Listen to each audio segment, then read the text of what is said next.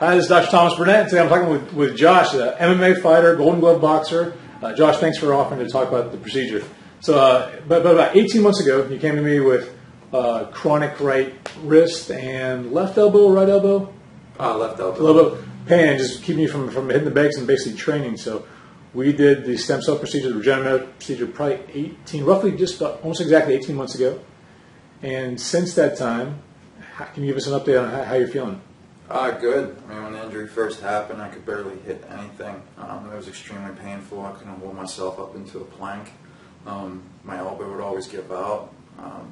I'd say 6 months after the procedure, well, right away after the procedure, I was able to get in and start hitting bags, and then 6 months it got a little bit better. Now, I mean, I'm back to training and hopefully competing again soon. So you're competing again? Yes. Fantastic. So the last question, would you recommend this procedure to somebody with similar presentation? Oh, absolutely. Anything to avoid any other type of management of pain. Love it. Josh, thanks again.